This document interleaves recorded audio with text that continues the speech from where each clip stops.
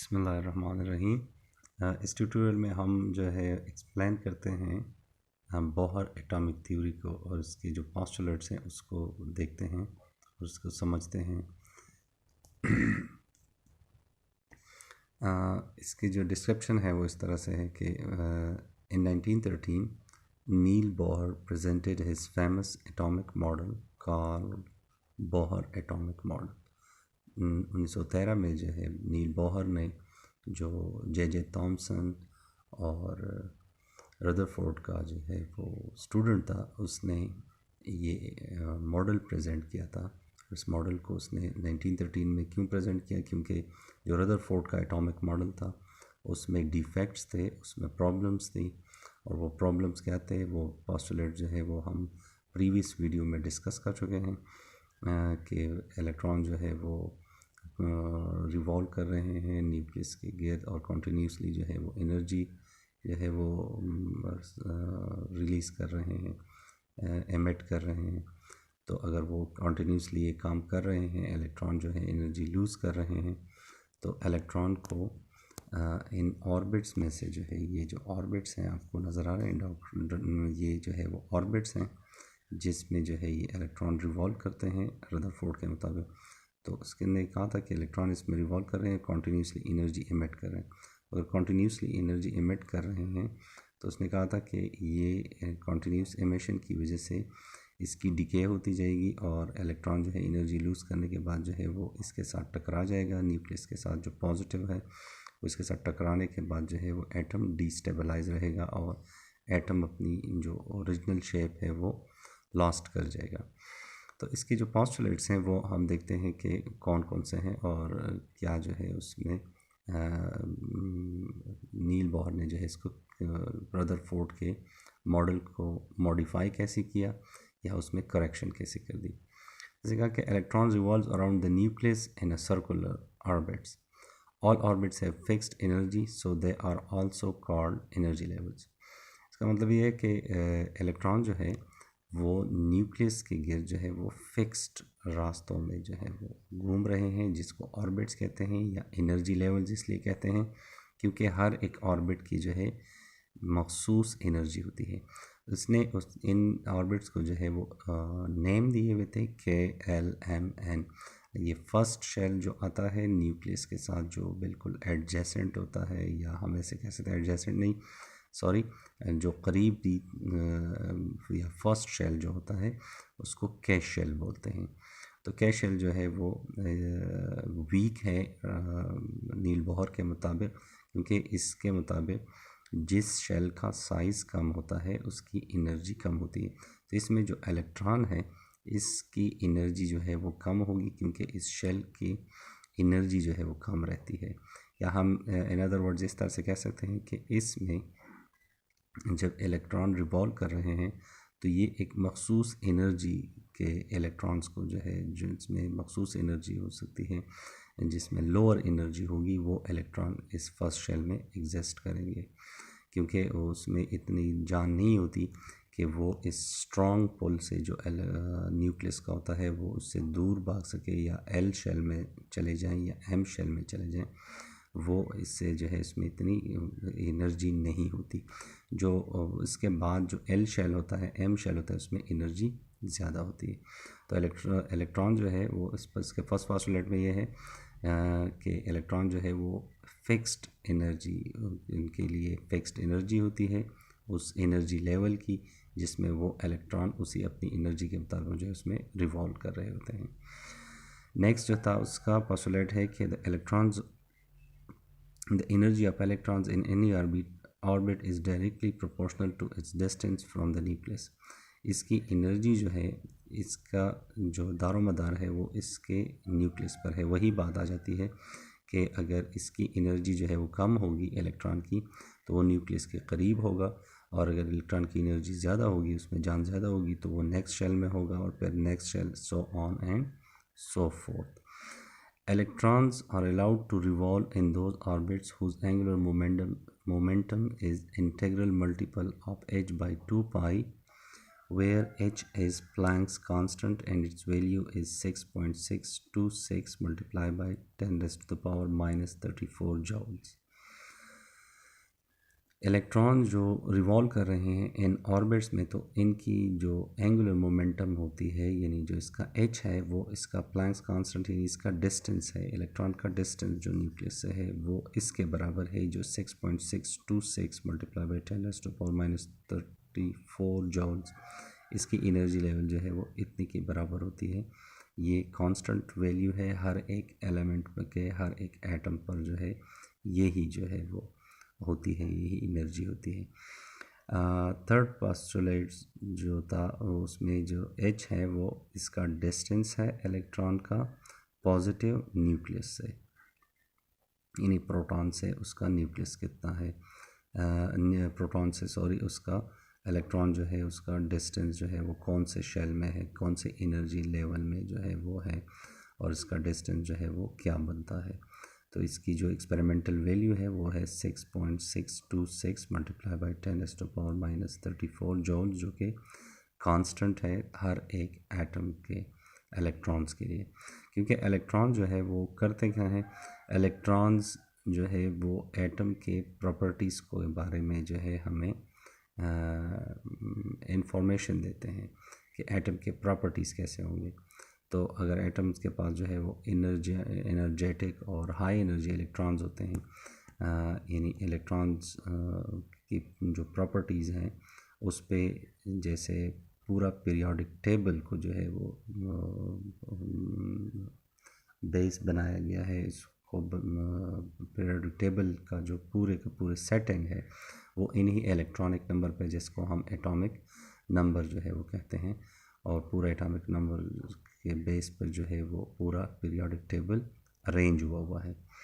तो fourth number particle postulate जो है उसका ये है कि energy of electron remains constant when it revolves in a fixed particular orbit. जब एक पर्टिकुलर ऑर्बिट है अगर कोई इलेक्ट्रॉन जो है वो के शेल में रिवॉल्व कर रहा है, तो इसकी जितनी एनर्जी होती है, फ़र्ज़ कर लो इसकी जो है वो 2 जॉल एनर्जी है, तो वो अगर इस के शेल में है तो वो 2 जॉल ही होगी।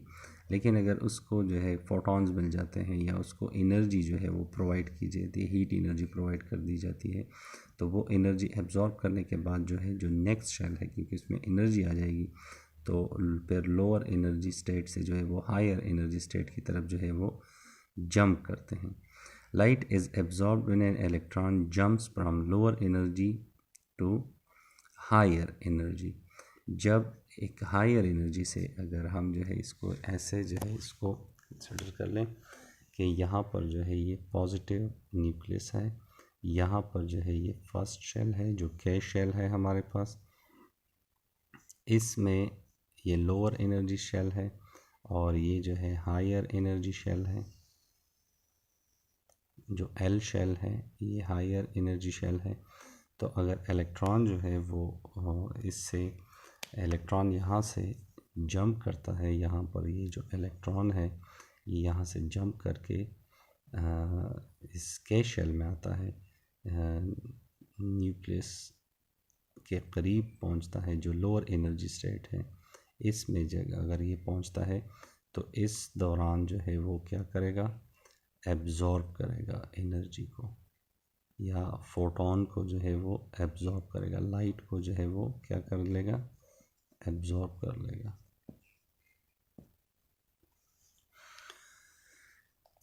और अगर ये जो है इस लोअर एनर्जी से अगर इस साइड पर जो है वो आता है, हायर एनर्जी स्टेट की तरफ आता है, तो ये जो है एनर्जी को जो है वो एमिट करेगा। 4 पोस्टुलेट में जो है ये पॉइंट था कि इलेक्ट्रॉन्स अगर फिक्स्ड ऑर्बिट में रिवॉल्व कर रहे हैं तो इनकी एनर्जीज फिक्स रहती हैं, लेकिन जब ये हायर एनर्जी से लोअर एनर्जी में जाता है शेल में, एल शेल से के शेल में आएगा तो एनर्जी यानी लाइट को एब्जॉर्ब करेगा, और अगर लोअर से हायर में जाएगा तो एनर्जी को जो है वो एमिट करेगा। The energy of light absorbed or emitted is equal to the difference between the energies of the orbits. अब इन दोनों के दरमियान जो डिफरेंस है इन दो शेल में, उसको जो है डेल्टा ई से जो एनर्जी का जो डिफरेंस है वो किस चीज़ के बराबर होगा? वो इक्वल होगा एनर्जी लेवल्स के E2 माइनस E1, ये इक्वेशन है वो इसके बराबर होगा। इन दोनों का जो डिफरेंस आएगा उसके बराबर जो है वो उसका चेंज जो है वो उसके बराबर होगा, एनर्जी लेवल के बराबर। तो एनर्जी अप्लाइड एब्जॉर्ब और emitted is equal to the difference between the energy of the orbits, कि जो ऑर्बिट्स हैं उसकी जो एनर्जी है, यानी जिस ऑर्बिट में इलेक्ट्रॉन रिवॉल्व कर रहे हैं उसकी एनर्जी बराबर होती है जो इन दोनों के दरमियान डिफरेंस होता है उसके। Where E is the energy of orbit from where electron moves, E जो है वो इलेक्ट्रॉन E1 जो है वो एनर्जी है जो जहाँ से इलेक्ट्रॉन ने मूव किया है, और E2 जो है वो एनर्जी वो ऑर्बिट है जहाँ पर इलेक्ट्रॉन मूव हुआ है या शिफ्ट हुआ है। जैसे कि डायग्राम में आपके सामने शो हुआ है कि इस एनर्जी हायर एनर्जी लेवल से जो है लोअर एनर्जी लेवल में जो है ये इलेक्ट्रॉन जंप करके आए हुए हैं, तो इसके दरमियान जो इसकी जो एनर्जी है वो किसके बराबर है? इन दोनों के डिफरेंस के जो है वो बराबर है। ये 4 पोस्टुलेट्स थे जिन्होंने रदरफोर्ड के एटॉमिक मॉडल की करेक्शन की। रदरफोर्ड का एटॉमिक मॉडल जो था वो उसमें डिफेक्ट्स थे, और नील बोहर जो है उसका स्टूडेंट था, जे थॉमसन का भी स्टूडेंट था, उन्होंने इसकी करेक्शन कर दी। अब इसको जो है वो रिपीट कर लेते हैं। इलेक्ट्रॉन जो है वो रिवॉल्व करते हैं around the nucleus in definite orbits, या जहाँ इसकी जो एनर्जी लेवल होती है वो फिक्स्ड रहती है। सेकंड पार्ट इसका क्या था?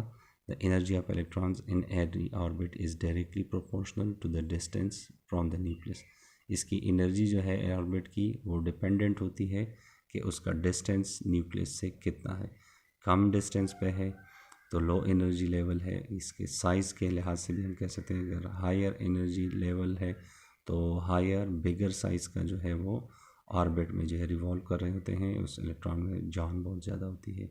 वो प्लैंक्स कांस्टेंट के बराबर होता है जो 6.626 मल्टीप्लाई बाई 10⁻⁻34 जॉल्स के बराबर होता है।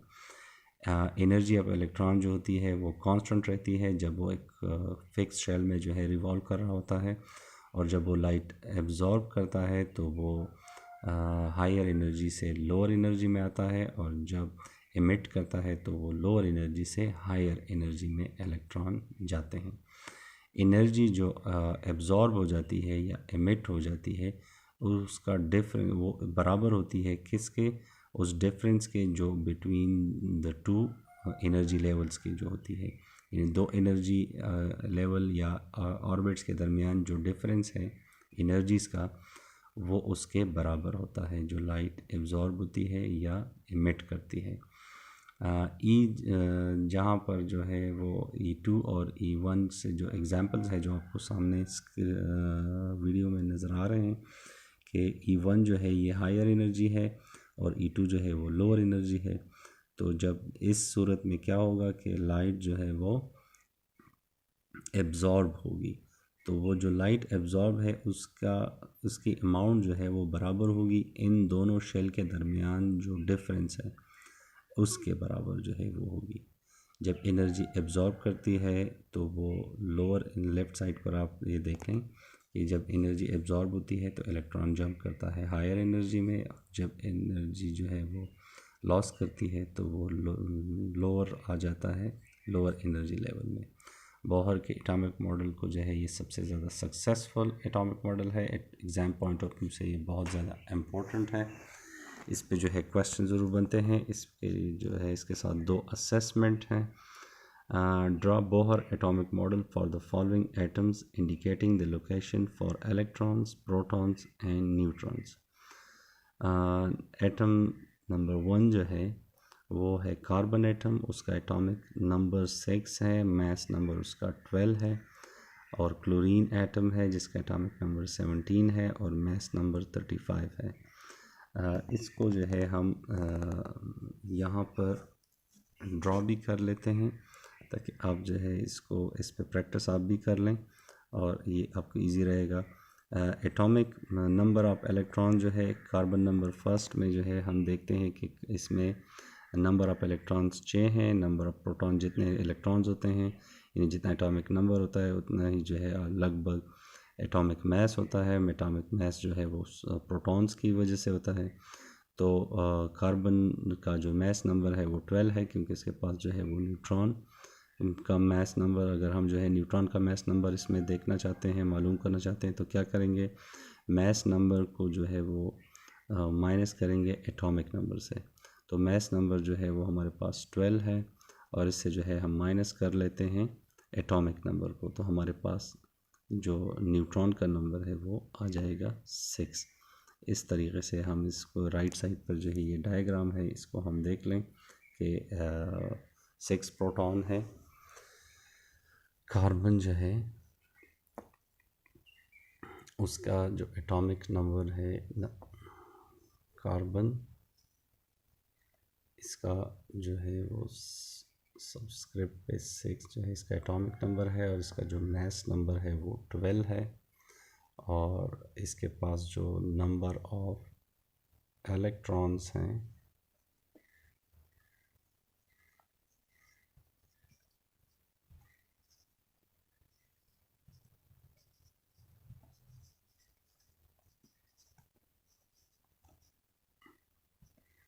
वो इसके पास 6 हैं।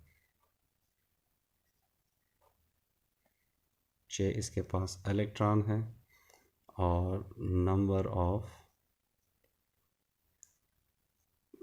प्रोटॉन्स जो है इसके पास कितने हैं, जितने इलेक्ट्रॉन्स होते हैं उतनी ही जो है वो प्रोटॉन नंबर होते हैं। 6 जो है इसके पास जो है प्रोटॉन्स हैं। अगर हम जो है नंबर ऑफ न्यूट्रॉन मालूम करना चाहें तो न्यूट्रॉन के नंबर को जो है वो हम किस तरह से मालूम कर सकते हैं कि मास नंबर से जो है वो एटॉमिक नंबर को माइनस कर लेते हैं।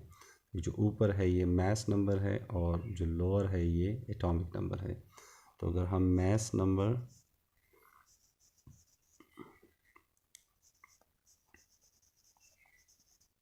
माइनस एटॉमिक नंबर जो है वो कर लें, माइनस कर लें इससे, तो मास नंबर इसका है 12 और माइनस जो एटॉमिक नंबर है वो इसका 6 है। तो इससे जो है हमारे पास आ जाएगा 6 और ये जो 6 है इसके पास ये क्या है, ये है इसके पास न्यूट्रॉन। ये बोहर के एटॉमिक मॉडल के असेसमेंट है जो आपको जो है इसको प्रैक्टिस करना चाहिए। एग्ज़ाम में भी जो है आ सकते हैं, आपको मिल सकते हैं आपको। सेकंड है इसका जो है वो है क्लोरीन। क्लोरीन जो एटॉमिक मॉडल है क्लोरीन का जो है वो है Cl है 35। इसका जो है मास नंबर है और 17 जो है वो इसका एटॉमिक नंबर है। नंबर ऑफ जो है वो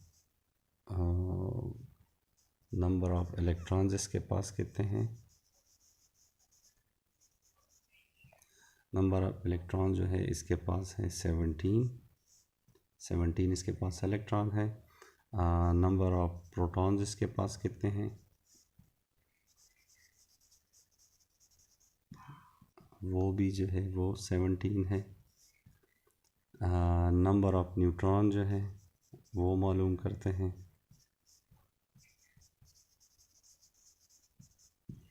तो वो हमारे पास है mass number minus atomic number. Mass number इसका कितना है 35 माइनस एटॉमिक नंबर इसका कितना है 17।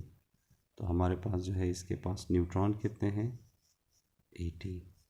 18 जो है इसके पास, क्लोरीन के पास जो है वो 18 इसके पास जो है वो न्यूट्रॉन है, 17 इसके पास प्रोटॉन है क्लोरीन एटम में। बोहर एटॉमिक मॉडल के मुताबिक Bohr model for chlorine atom जो है, Bohr model for chlorine atom, और ये जो ऊपर है ये है Bohr model for carbon atom. तो डियर, इसमें इस शॉर्ट वीडियो में जो है हमने बोहर के एटॉमिक मॉडल के पोस्टुलेट जो है वो स्टडी किए। बोहर पोस्टुलेट जो है वो क्यों ज़रूरी थे, ताकि एटम की जो स्ट्रक्चर है उसके बारे में जो है वो कंफर्म हो जाए कि किस तरीके से जो डिफेक्ट्स थे रदरफोर्ड के एटॉमिक मॉडल में वो किस तरीके से करेक्शन उसकी हो गई, और किसने जो है वो की 1913 में जो है नील बोहर ने इसको प्रेजेंट किया था, और ये अभी तक जो है ये सबसे फेमस और सक्सेसफुल एटॉमिक मॉडल है। इसको जो है हम एक मरतबा फिर जो है वो रिकैप कर लेते हैं कि एटम्स जो है वो न्यूक्लियस के गिर्द जो है फिक्स्ड ऑर्बिट में मूव करते हैं। जब ये फिक्स्ड ऑर्बिट में मूव करते हैं तो ये ना एनर्जी लॉस करते हैं ना गेन करते हैं, इनकी एनर्जी भी फिक्स्ड रहती है, नंबर एक। नंबर सेकंड, जब ये फिक्स्ड एनर्जी ऑर्बिट में मूव कर रहे होते हैं तो इस जो फिक्स्ड एनर्जी ऑर्बिट के जो इलेक्ट्रॉन का जो इसकी जो एनर्जी है वो डिपेंडेंट होती है किस चीज़ पर, न्यूक्लियस से उसके डिस्टेंस पर। अगर करीब है तो इसकी एनर्जी कम है, और अगर दूर है तो इसकी एनर्जी ज़्यादा है। और इसकी जो एनर्जी है वो उसकी प्लैंक कांस्टेंट के बराबर है, जो 6.626 मल्टीप्लाई बाई 10⁻⁻34 जूल्स के बराबर है। एनर्जी जो है वो कांस्टेंट रहती है जब तक ये फिक्स्ड एनर्जी में रहते हैं। जब ये एनर्जी को जो है वो एमिट करते हैं, लाइट जो है वो एमिट कर लेते हैं, तो ये लोअर से हायर में जंप लगाता है, और जब इस लाइट को एब्जॉर्ब कर लेता है तो ये हायर से लोअर में जो है जंप करता है, और ये जो है बराबर होता है, इसकी ये जो एनर्जी है ये बराबर होती है इन दो ऑर्बिट्स के, जिसमें इसने एक से जंप मारा होता है और दूसरे में शिफ्ट हुआ होता है, उनके डिफरेंस के ये बराबर होता है। Hope dear it makes sense to you. If you do have any question, any queries, please do comment and give me your feedback as well. Allah Hafiz. Take care.